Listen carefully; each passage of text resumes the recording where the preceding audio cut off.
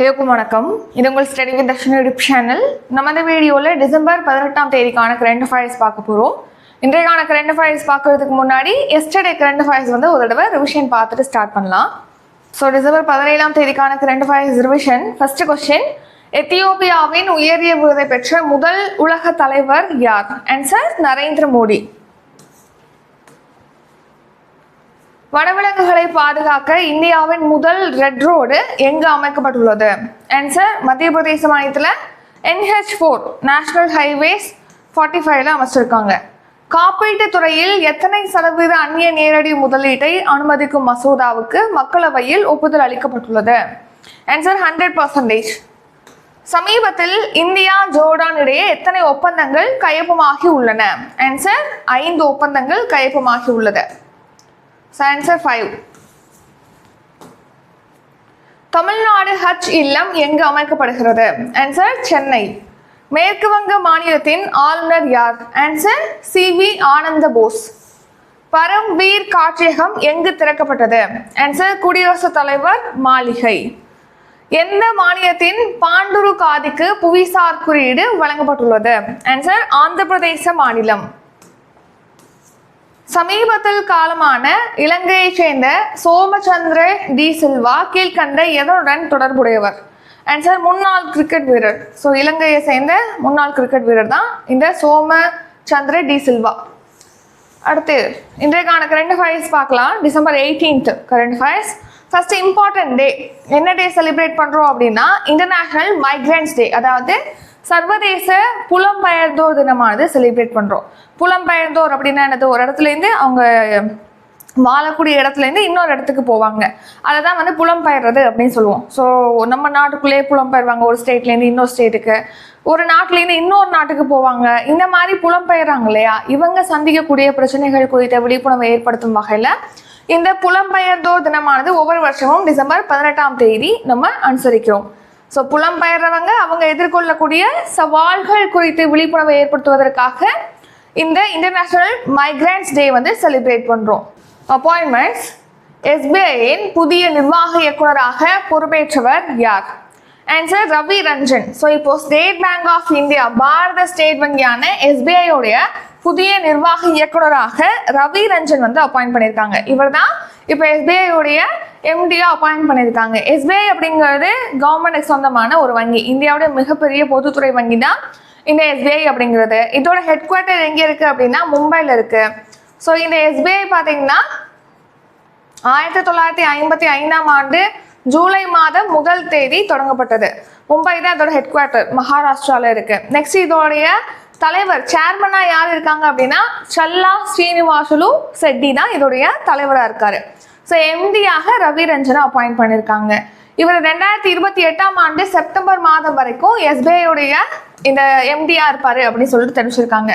இதுக்கு முன்னாடி இவர் என்ன பணி ஆற்றினார் அப்படின்னா துணை நிர்வாக இயக்குநராக இருந்திருக்காரு SBI-ல.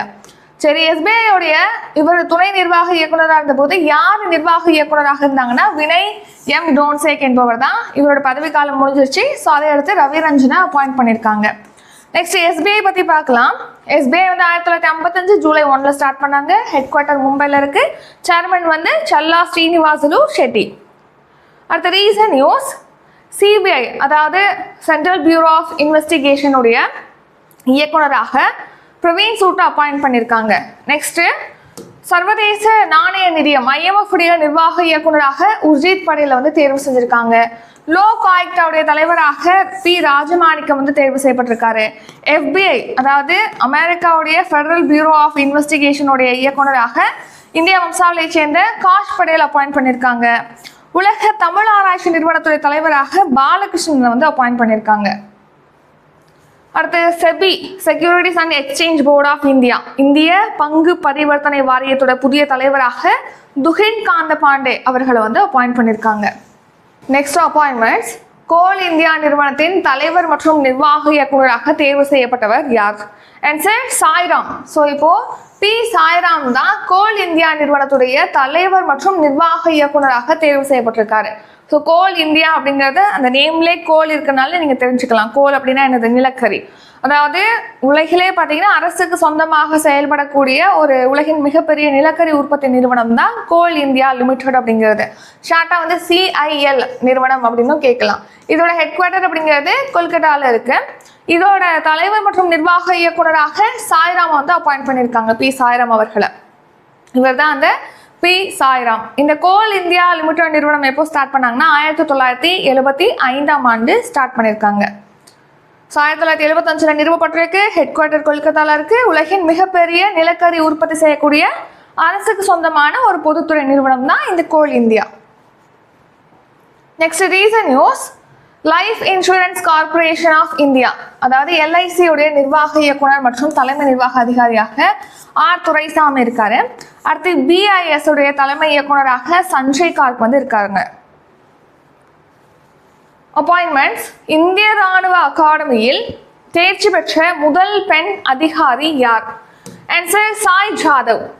ஸோ இந்திய ராணுவ அகாடமி இது எங்கே இருக்கு அப்படின்னா உத்தரகாண்டில் டெஹ்ராடூன்ல இருக்கு.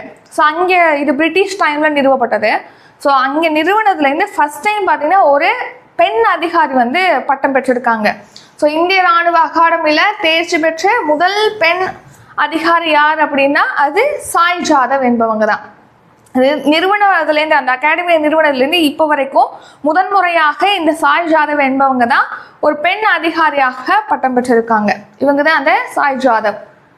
ஸோ கவனிங்க, இந்த இந்திய ராணுவ அகாடமி அப்படிங்கிறது உத்தரகாண்ட் மாநிலத்தில் டெஹ்ராடூன்ல 1932 பிரிட்டிஷ் ஆட்சியாளர்களால் நிறுவப்பட்டிருக்கு. ஸோ இது வரைக்கும் அங்கே 67,000 பேர் பட்டம் பெற்றிருக்காங்க. ஆனால் முதன்முறையாக இப்போதான் ஒரு பெண் அதிகாரி பட்டம் பெற்றிருக்காங்க. அவங்க தான் இந்த சாய் ஜாதவ் என்பவங்க. இவங்க மகாராஷ்டிரா மாநிலத்தை சேர்ந்தவங்க. Reason news. ஸோ இந்திய கடற்படையில் பார்த்தீங்கன்னா முதல் பெண் போர் விமானியாக ஆஸ்தா புனியா வந்து இருக்காங்க. அடுத்து LCA தேஜஸ் போர் விமானத்தில் முதல் பெண் போர் விமானியாக மோகனா சிங் வந்து இருக்காங்க. ரயில்வே பாதுகாப்பு படைக்கு, அதாவது ரயில்வே போலீஸ் ஃபோர்ஸ், அதோட முதல் பெண் தலைமை இயக்குநராக சோனாலி மிஸ்ராவை அப்பாயிண்ட் பண்ணியிருக்காங்க. அஞ்சுரதி ராணா என்பவங்க இந்தியாவுடைய முதல் பெண் சட்ட செயலாளர். சர்வதேச ஒலிம்பிக் கமிட்டியுடைய முதல் பெண் தலைவராக கிறிஸ்டி கவன்ட்ரி அப்பாயிண்ட் பண்ணியிருக்காங்க. தமிழ்நாட்டுடைய முதல் பெண் தலைமை தேர்தல் அதிகாரி யார் அப்படின்னா அர்ச்சனா பட்நாயக். இப்போ இருக்காங்களே அவங்க தான் அர்ச்சனா பட்நாயக். Next economy. 2024-25 தமிழ்நாட்டின் GSDP %, வளர்ச்சியை எட்டியுள்ளது. ஸோ GSDP அப்படின்னா என்னது? Gனா கிராஸ், Sனா ஸ்டேட், அப்புறம் domestic product. So cross state domestic product, அதாவது மாநிலத்தின் மொத்த உள்நாட்டு உற்பத்தி, அதான் GSDP அப்படின்னு சொல்கிறோம். அப்படின்னா என்ன டெஃபினேஷன் அப்படின்னு கேட்டிங்கன்னா, ஒரு மாநிலத்துக்குள்ள ஒரு குறிப்பிட்ட ஆண்டுக்குள்ள, இப்போ ஒரு நிதி ஆண்டுன்னு சொல்கிறோம், 2024 to 2025 சொல்கிறோம். அப்போ 2024 ஏப்ரல் 1லேருந்து 2025 மார்ச் 31 வரைக்கும் இந்த ஒரு நிதி ஆண்டுக்குள்ள அந்த ஒரு கால வரையறை இருக்கணும். ஸோ ஒரு குறிப்பிட்ட மாநிலத்துடைய எல்லைக்குள்ள, புவி எல்லைக்குள்ள, அந்த குறிப்பிட்ட நிதியாண்டுக்குள்ள உற்பத்தி செய்யப்பட்ட மொத்த பொருட்கள், அதாவது பண்டங்கள் மற்றும் சேவைகளுடைய மொத்த மதிப்பு தான் என்ன சொல்றோம்? இந்த GSDP அப்படின்னு சொல்றோம். ஸோ இப்போ இந்த 2024-25 நிதியாண்டுல தமிழ்நாட்டுடைய GSDP அப்படிங்கிறது எத்தனை சதவீத வளர்ச்சி அடைஞ்சிருக்கு அப்படின்னா 16%, 16% வளர்ச்சி அடைஞ்சிருக்கு. இது நம்ம ஏற்கனவே பார்த்துருப்போம் ரீசெண்டாக கரண்ட் அஃபேர்ஸ்ல. ஸோ தமிழ்நாடு பார்த்தீங்கன்னா 16% GSDP வளர்ச்சியோட இந்தியாவிலே அதிக வளர்ச்சி கொண்ட மாநிலமாக ஃபர்ஸ்ட் பிளேஸ்ல வந்து இருக்கு. ஸோ ரீசெண்டாக ரிசர்வ் பேங்க் ஆஃப் இந்தியா தான் இது சம்பந்தமான தகவலை தெரிவிச்சிருப்பாங்க. ஸோ மொத்த GSDP அப்படிங்கிறது பார்த்தீங்கன்னா 31.19 லட்சம் கோடியாக உயர்ந்து அது 16% வளர்ச்சியை வந்து எட்டிருக்குன்னு சொல்லிட்டு தெரிவிச்சிருக்காங்க. இதுவே 2023-24 நிதியாண்டில் இந்த GSDP அப்படிங்கிறது 26.88 லட்சம் கோடியாக தான் இருந்துச்சு. இப்போ எவ்வளவா இன்க்ரீஸ் ஆயிருக்கு? 11.19 லட்சம் கோடி. ஸோ இதோட ஒப்பிடும் போதே 16% வளர்ச்சி அடைஞ்சிருக்கு அப்படின்னு சொல்லி தெரிவிச்சிருக்காங்க. அடுத்து நம்ம தமிழ்நாடுக்கு ஒரு டார்கெட் இருக்கு. 2030க்குள்ள $1 trillion பொருளாதாரம் கொண்ட மாநிலமாக நம்ம தமிழ்நாட்டை மாற்றணும்னு சொல்லிட்டு நம்ம டார்கெட்டும் இருக்கு. 2023-24 இந்த GSDP growthங்கிறது 13.34% இருந்தது. அடுத்து நேஷனல் கரண்ட் அஃபேர்ஸ். அதுக்கு முன்னாடி உங்களுக்கு ஒரு கொஸ்டின், இந்த 16% கொஸ்டின் பார்க்கும்போது இதுக்கு முன்னாடி பார்த்துருப்போம். அப்போவே தமிழ்நாட்டுடைய தனிநபர் வருமானம் அப்படின்னு பார்த்துருப்போம். தமிழ்நாடு இந்தியாவில் தனிநபர் வருமானத்தில் எத்தனையாவது பிளேஸில் இருக்கு? இதுக்கான ஆன்சரை கமெண்ட் பண்ணுங்கள். இது உங்களுக்கான question. Next national current affairs. எந்த ஆண்டின் இறுதிக்குள் செயற்கை நுண்ணறிவு தொழில்நுட்பத்தின் அடிப்படையில் எண்ம சுங்க கட்டண வசூல் நடைமுறையை அமல்படுத்த திட்டமிடப்பட்டுள்ளது? ஆன்சர் 2026. ஸோ நெக்ஸ்ட் இயர் எண்டுக்குள்ள 2026ஆம் ஆண்டு இறுதிக்குள்ள இப்போ என்ன பிளான் பண்ணியிருக்காங்கன்னா, இந்த டோல்கேட்ஸ்லாம் நீங்கள் நேஷனல் ஹைவேஸ்லலாம் போகும்போது பார்த்தீங்கன்னா அங்கே எங்கே டோல்கேட்ஸ் இருக்கும், அதான் சுங்கச்சாவடி அப்படின்னு சொல்லுவோம். அங்கே வந்து பணம் வசூலிப்பாங்க, கட்டணம் வசூலிப்பாங்க. ஸோ அந்த கட்டணம் வசூலிக்கும் நடைமுறை வந்து ஃபாஸ்ட்டாக முடிக்கணும் அப்படிங்கிறதுக்காக இப்போ என்ன பண்ண போகிறாங்கன்னா, செயற்கை நுண்ணறிவு அடிப்படையில் அந்த சுங்க கட்டணம் வசூலிக்கிறதுக்கு திட்டமிட்டிருக்காங்க. இது 2026 எண்டுக்குள்ளே இது நடைமுறைப்படுத்தப்படும் அப்படின்னு சொல்கிறாங்க. ஸோ இந்த சுங்க கட்டணங்கள் வசூலிக்கிறாங்களே, இந்த டோல்கேட்டில் வந்து அந்த கட்டணம் வசூலிக்கிறாங்க இல்லையா, இதுக்கு ஃபாஸ்டாக் முறையை நம்ம பயன்படுத்துகிறோம். அதுவுமே இந்த மாதிரி அதிக நேரங்களுக்கு வாகனங்கள் வந்து நீண்ட லைனில் நிற்காம அது வாட்டுக்கு மூவ் ஆகிட்டு இருக்கும் போதே டோல்கேட்டில் இந்த ஃபாஸ்டாக் மூலமாக ஈஸியாக அதுக்கான அக்கௌண்ட்லேருந்து பணமானது கட் பண்ணிடுவாங்க. அந்த மாதிரி ஃபாலோ பண்ணுறாங்க. இப்போ இதில் இன்னும் எஃபிஷியண்டாக ஒர்க் பண்ணுற வகையில் என்ன பண்ண போகிறாங்க, ஏஐ கொண்டு வர போகிறதா சொல்லியிருக்காங்க. ஆர்டிஃபிஷியல் இன்டெலிஜென்ஸ் மூலமாக இதை நடைமுறைப்படுத்தப்பட இருப்பதாக இப்போ மத்திய சாலை போக்குவரத்து மற்றும் நெடுஞ்சாலைகள் துறை அமைச்சர் நிதின் கட்கரி அவர்கள் தெரிவிச்சிருக்காங்க. ஸோ செயற்கைக்கோள் உதவியோட வாகன எண்ணை வந்து அடையாளம் கண்டு செயற்கை நுண்ணறிவு தொழில்நுட்பம் ஃபாஸ்டாக் மூலமாக வாகனங்களுடைய உரிமையாளர்களுடைய வங்கி கணக்குலேருந்து கட்டணமானது வசூலிக்கப்படும். இந்த முறை மூலமாக இது 2026 எண்டுக்குள்ள நடைமுறைக்கு வரும் அப்படின்னு சொல்லியிருக்காங்க. இதோட பயன்கள் என்ன அப்படின்னா, ரொம்ப நேரம் அந்த வாகனங்கள் நிற்க தேவையில்லை. அவங்க வாட்டுக்கு பாஸ் ஆவாங்க, அவங்க அக்கௌண்ட்ல அந்த சுங்கச்சாவடியை பாஸ் பண்ணி போகும்போது அந்த கட்டணங்கிறது கட் ஆகிடும். ஸோ அதனால என்ன ஆகும், பயண நேரம் அப்படிங்கிறது குறையும். அங்கேயே நிற்கிறதுக்கு ஃபாஸ்ட்டாக போயிடலாம், எங்கே போகணுமோ அங்கே. அடுத்து எரிபொருள் மிச்சமாகும். ஸோ அந்த டைமில் சுங்க கட்டணம் செலுத்துறதுக்காக நிற்கிறாங்க இல்லையா, அப்போ என்ஜின் வந்து ஆன்லேயே தானே வச்சுருப்பாங்க. அப்போ எரிபொருள் அப்படிங்கிறது செலவாகுது இல்லையா, ஸோ அது வந்து மிச்சமாகும். அரசுக்கு இதனால கூடுதல் வருவாயானது கிடைக்கும். Next national current affairs. இந்திய வாரிசுரிமை சட்டம் எந்த ஆண்டு இயற்றப்பட்டது? ஆன்சர் 1925ஆம் ஆண்டு தான் இந்திய வாரிசுரிமை சட்டம் அப்படிங்கிறது இயற்றப்பட்டது. ஸோ இப்போ எதுக்காக இந்த சட்டம் பற்றி பார்க்குறோன்னா, இப்போ இந்திய வாரிசுரிமை சட்டம் 1925, அப்புறம் பேரிடர் மேலாண்மை சட்டம் 2005, இது மாதிரி ஒரு 4 சட்டத்தில் திருத்தம் கொண்டு வராங்க. அது மட்டும் இல்லாமல் இப்போ பயன்பாட்டில் இல்லாத 71 சட்டங்களை ரத்து செய்வதற்கும் திட்டமிட்டிருக்காங்க மத்திய அரசு. அதுக்கான மசோதா இப்போ கொண்டு வந்திருக்காங்க. அந்த மசோதா 2 அவையிலுமே நிறைவேற்றப்பட்டிருக்கு. ஸோ அதனால தான் இதை பற்றி பார்க்குறோம்.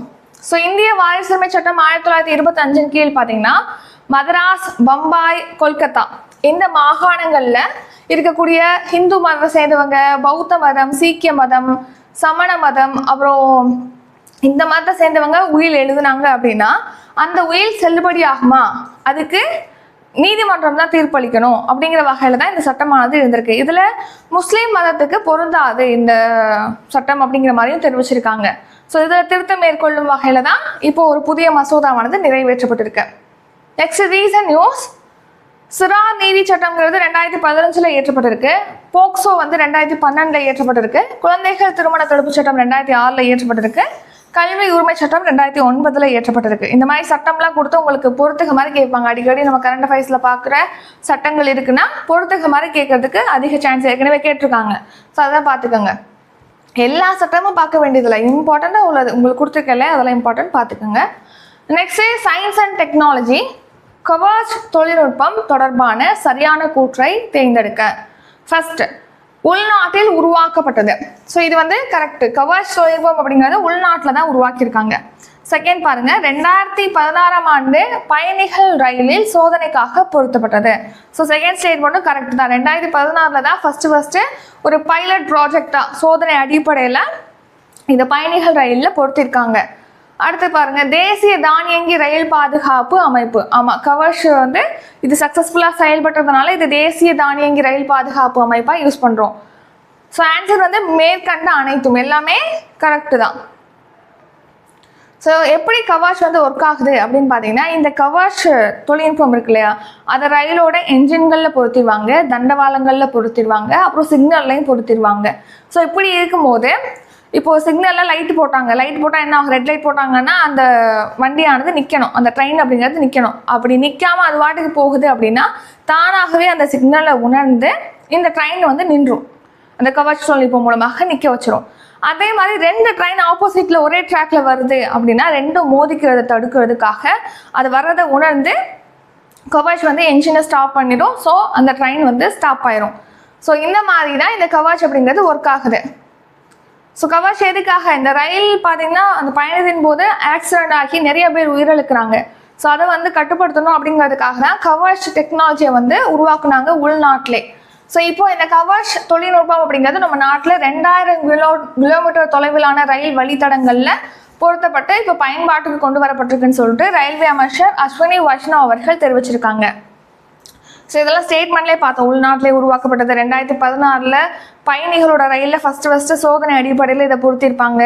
அப்புறம் 2020 ஜூலையில் பார்த்தீங்கன்னா தேசிய தானியங்கி ரயில் பாதுகாப்பு அமைப்பாக முழுமையாக இந்த கவாஷ் அப்படிங்கிறது பயன்பாட்டுக்கு கொண்டு வந்திருப்பாங்க.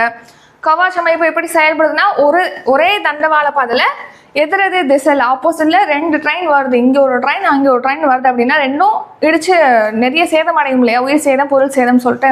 ஸோ அதை தடுக்கணுங்கிறதுக்காக தான் இந்த மாதிரியான கவாஷ் தொழில்நுட்பமானது பயன்படுத்தப்படுது. இது எதுலெல்லாம் பொருத்துவாங்கன்னா, ரயில் பெட்டிகளில், ரயில் நிலையங்களில், தொலைத்தொடர்பு கோபுரங்களில், ரயில் பாதையெல்லாம் பொருத்துறாங்க. Next short news. இப்போது பாகிஸ்தான் இன்டர்நேஷ்னல் ஏர்லைன்ஸ், இது வந்து பாகிஸ்தானில் நஷ்டத்தில் செயல்பட்டு வரக்கூடிய ஒரு ஏர்லைன்ஸாக இருக்குது. அதோடைய 100% பங்குகளையும் பாகிஸ்தான் விற்கிறதுக்கு முடிவு பண்ணியிருக்கதா சொல்லியிருக்காங்க.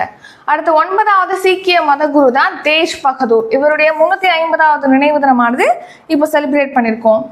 அடுத்து காப்பீட்டு துறையில் ஃபுல்லாகவே 100%ம் எஃப்டிஐ அலோவ் பண்ணுற வகையில் ஒரு மசோதாவானது கொண்டு வந்திருக்காங்க. அந்த மசோதா இப்போ மாநிலங்களவையில் நிறைவேற்றப்பட்டிருக்கு. அடுத்த அணுமின் உற்பத்தியில் பிரைவேட் செக்டாரை வந்து அனுமதிக்கும் வகையில் ஒரு மசோதாவானது கொண்டு வந்திருக்காங்க. அது மக்களவையில் நிறைவேற்றப்பட்டிருக்கு. நெக்ஸ்ட்டு இப்போது மழை காலங்கள்லேயும் குளிர்காலங்கள்லேயும் நம்ம வீட்டுக்கு பக்கத்தில் இருக்கக்கூடிய நத்தைகளால் மூளை காய்ச்சல் பரவக்கூடும் சொல்லிட்டு மருத்துவர்கள் தெரிவிச்சிருக்காங்க. நெக்ஸ்ட்டு 18 டிசம்பர் இன்றைக்கான கரண்ட் அஃபேர்ஸ் ரிவிஷன் பார்க்கலாம். அதுக்கு முன்னாடி 20ஆம் தேதி பார்த்தீங்கன்னா கரண்ட் அஃபேர்ஸ் டெஸ்ட் பேட்ச் வந்து ஸ்டார்ட் ஆகுது. குரூப் 1, குரூப் 2, குரூப் 4க்காக ஜாயின் பண்ண நினைக்கிறவங்க ஜாயின் பண்ணிக்கலாம். அதை பற்றி டீட்டெயில் டிஸ்கிரிப்ஷனில் கொடுக்குறோம், செக் பண்ணி பார்த்துக்குங்க. இப்போ நம்ம ரிவிஷன் பார்க்கலாம். எஸ்பிஐயின் புதிய நிர்வாக இயக்குநராக பொறுப்பேற்றவர் யார்? Answer Ravi Ranjan. Coal India நிறுவனத்தின் தலைவர் மற்றும் நிர்வாக இயக்குநராக தேர்வு செய்யப்பட்டவர் யார்? Answer P Sairam. இந்திய ராணுவ அகாடமியில் தேர்ச்சி பெற்ற முதல் பெண் அதிகாரி யார்? ஆன்சர் சாய் ஜாதவ். 2024-25 தமிழ்நாட்டின் ஜிஎஸ்டிபி %% வளர்ச்சியை எட்டியுள்ளது. ஆன்சர் 16%. எந்த ஆண்டின் இறுதிக்குள் செயற்கை நுண்ணறிவு தொழில்நுட்பத்தின் அடிப்படையில் எண்ம சுங்க கட்டண வசூல் நடைமுறையானது அமல்படுத்தப்பட உள்ளது?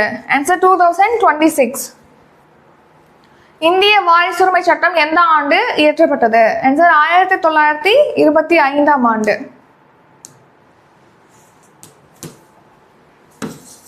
கவாஷ் தொழில்நுட்பம் தொடர்பான சரியான கூற்றை தேர்ந்தெடுக்க. ஆன்சர் அனைத்துமே சரிதான். உள்நாட்டில் உருவாக்கப்பட்டது 2016 ஃபஸ்ட்டு சோதனை அடிப்படையில் ஒரு பயணிகள் ரயிலில் பொருத்தியிருப்பாங்க. அப்புறம் தேசிய தானியங்கி ரயில் பாதுகாப்பு அமைப்பாக இது பயன்படுத்தப்படுது. ஸோ இத்துடன் இன்றைக்கான கரண்ட் அஃபேர்ஸ் வீடியோ நிறைவடைகிறது. இந்த வீடியோ உங்களுக்கு பிடிச்சிருந்தா லைக் பண்ணுங்கள், ஷேர் பண்ணுங்கள். நம்ம சேனலில் நீங்கள் இன்னும் சப்ஸ்கிரைப் பண்ணலன்னா மறக்காமல் சப்ஸ்கிரைப் பண்ணிக்கோங்க. நன்றி, வணக்கம்.